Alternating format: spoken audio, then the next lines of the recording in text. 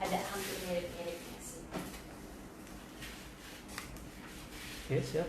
Tio, Ustadz siap? Siap. Oke.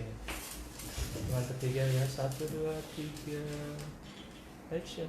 Hai Rusination, assalamualaikum warahmatullahi wabarakatuh. Jadi obrolin aja kali ini Vio kembali bertemu lagi dengan Pak Ustadz Ahmad. Oke, Pak Ustadz, nih kita bakal bahas tentang hukum tarawih. Ini momennya kan Ramadan, pas banget dong ya Pak ya ngebahas tarawih. Mungkin banyak Rusination yang belum paham banget nih, biar makin tambah pengetahuannya soal tarawih. Oke, langsung aja, Vio mau nanya nih. Dalam kondisi pandemi COVID-19, umat Islam dianjurkan tidak melakukan ibadah tarawih di masjid. Benar ya Pak ya? Menurut Pak Ustadz sendiri bagaimana tentang aturan ini?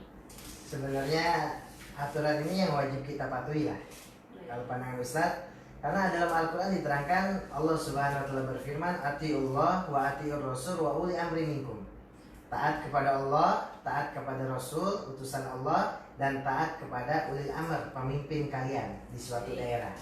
Itu memang udah ketentuan dalam Al-Quran. Kalau pemimpin ini menyuruh atau memerintahkan tidak melanggar atau tidak sesuai dengan perintah Allah dan Rasulnya. Kalau sesuai dengan perintah Allah dan Rasulnya, wajib kita taati.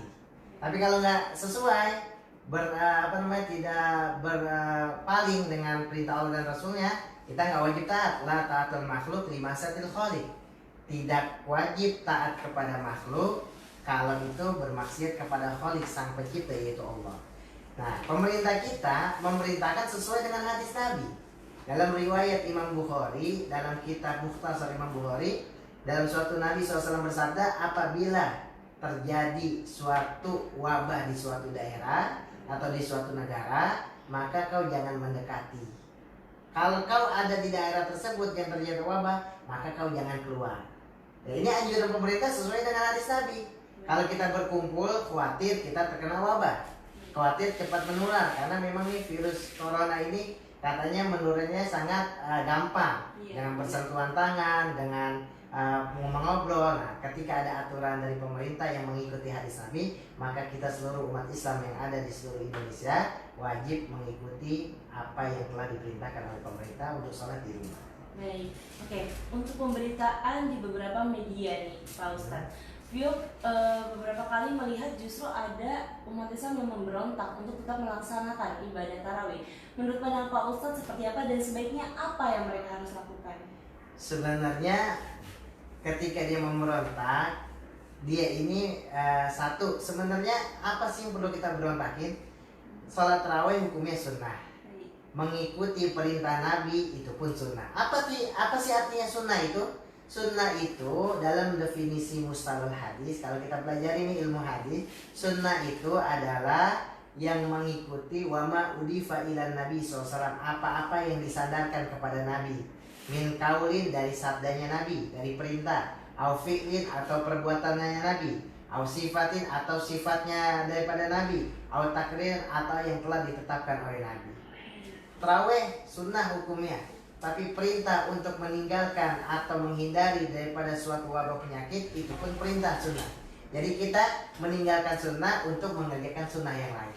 Tapi kalau ada umat Islam yang memberontak, dia tidak tetap tarawih, namanya itu tidak mengikuti sunnah Nabi yang satu ini. Khawatir malah membahayakan orang banyak dan bisa dihukumi haram.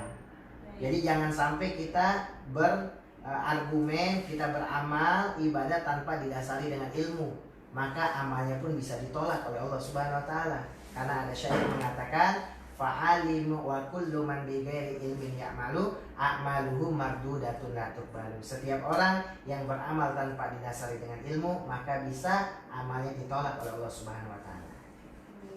Berarti sebaiknya Rusination ikutilah anjuran pemerintah yang ada saat ini, karena memang sudah sesuai dengan sunnah dari Rasul ya. Nah, kita balik lagi ke tarawih, cara menjalankannya. Apakah sebaiknya memang tetap dilakukan berjamaah atau boleh dilakukan sendiri, dan bagaimana untuk perhitungan pahalanya, Pak Ustadz? Ya, berjamaah sendiri intinya tarawih ini kan kita ambil dari kata rahat atau ruh atau tarwih. Kalau sering kita menghidupkan malam disebut tarawih. Dan itu yang pertama kali adalah Sayyidina Umar bin Khattab radhiyallahu an, sahabatnya Nabi. Dan itu pun kita harus hormati karena beliau adalah sahabat Nabi yang Nabi sabdakan, "Addu alaikum bisunnati wa sunnati khulafar rasyidin." Gigit dengan gigi geraham kalian sunnahku dan sunnah sahabatku. Nah, ketika Sayyidina Umar ini menghidupkan tarawih di Masjid Madinatul Munawwarah bersama para sahabatnya, sehingga himmah di dalam menghidupkan syiar-syiar itu ada. Tapi ketika ada pandemik seperti ini, virus corona seperti ini, jangan kita putus asa. Intinya menghidupkan malam Ramadan.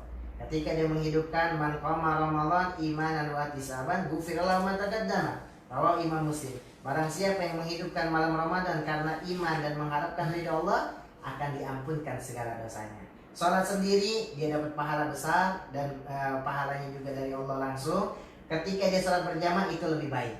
Jadi tetap ada perbedaan sholat sendiri dan berjamaah. Jadi walaupun kita sholat di rumah, kita ajak ibu kita berjamaah, ayah kita berjamaah, adik kita, ponakan kita, atau kasih uang. Nanti kalau berjamaah habis sholat, om kasih uang 5.000, kasih semangat, ya kan? Ya kan? Dan itu luar biasa. Walaupun berdua nggak jadi masalah. Atau dia nggak hafal Quran, dia boleh baca Al-Quran mushaf. Taruh mushaf Al-Quran di samping, ada meja, dia sambil baca. Surat kul aja, kul huwallahu ahad, Allah samad, kul a'udzu birabbil falaq dan kul a'udzu. Ya, ala kulli hal Islam itu sangat memudahkan di dalam ajarannya, tidak diberatkan. Oh, baik. Jadi memang Islam selalu memudahkan untuk para umat yang menjalani ibadah ya. Ibadah. Oke, ini terakhir Vio mau tanya nih Pak Ustadz, ada batasan waktu gak sih untuk menjalankan sholat tarawih ini? Sebenarnya tidak ada. Intinya tarawih ini hanya bukan apa namanya? Bukan nama istilah aja, istilah tarawih. Jadi orang sholat tarawih sebenarnya itu menghidupkan malam Ramadan dengan santai, nggak terburu-buru. Kadang-kadang di suatu daerah dinamakan sholat tarawih tapi sholat cepat, Allah Akbar, Allah Akbar, Allah Akbar, Allah Akbar. Kadang-kadang zaman milenial begini juga anak muda mencari imam yang cepat. Kalau dilihat suatu masjid imamnya lama, cari musola yang cepat aja lah. Yang 15 menit kelar. Setelah tarawih itu kita menenangkan hati kita, ruh kita untuk beribadah kepada Allah, dan batasan waktunya nggak ada batasan sampai waktu fajar. Sampai waktu, hanya beda aja namanya. Kalau kita mungkin tidur dulu, itu disebut kita sholat tahajud. Bangun tidur, kita sholat tahajud. Kalau kita nggak tidur, disebut qiyamul lail, menghidupkan malam. Nah, tarawih ini hanya istilah nama aja, kita menghidupkan malam. Jadi sampai waktu fajar, kita pun boleh untuk sholat tarawih. Jadi nggak mesti habis isya. Wah, habis isya, sebenarnya habis isya, wah ada obrolan. Apa namanya ini channelnya?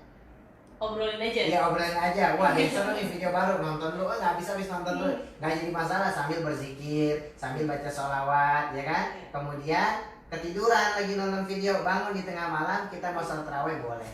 Silakan. Mau 8 rakaat, 11 rakaat, 23 rakaat silakan. Yang penting kita tetap menghidupkan, intinya menghidupkan malam Ramadan.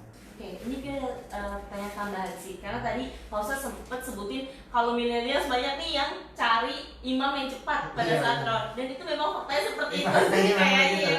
Banyak milenial yang seperti itu. Gitu. Nah, kira-kira sebenarnya diterima gak sih kalau bacanya secepat itu gitu? Sebenarnya tetap diterima. Kalau dia memenuhi syarat dan rukun dalam sholat tetap diterima. Cuman di dalam di dalam membawa hati nurani kita dalam ibadah itu kayaknya kurang dapat kalau menurut pandangan Ustaz. Tapi kalau sholatnya tetap diterima. Tapi kalau anak milenial sholat yang cepat nggak jadi masalah. Yang salah itu yang nggak mau sholat. Oh iya. Gitu aja. Ngurusin Iya. nation. Jadi yang salah itu ya nggak sholat. Sholat.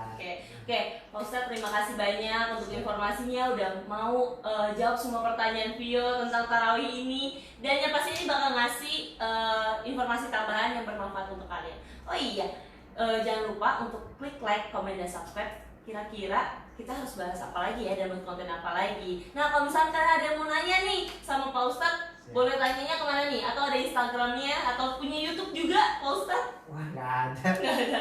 Oke, paling bisa komen di kolom komentar bawah aja gitu. Insya Allah saya jawab di situ. Iya, baik Pak Ustadz, terima kasih banyak untuk waktunya. Oke, sekian obrolan aja kali ini sambil nunggu buka. Wassalamualaikum warahmatullahi wabarakatuh. Waalaikumsalam warahmatullahi wabarakatuh. Closingnya acak-acakan. Bagus. Berapa menit? 9 menit. Oh, kurang. Malah kurang. Nggak Nggak apa-apa. apa-apa. Nggak apa-apa. Nggak apa-apa, Oh, maksimal. maksimal 10 Iya. menit. Langsung ke yang empat. Oh, boleh. Ganti kostum lagi. Maaf ya Pak ya. Istirahat dulu kali Vio. Oh, nggak apa-apa langsung. Langsung. Kita mau ke Kerawang, Bang. Mau Kerawang, Kerawang mana? Ustaz? Kerawang mana tuh?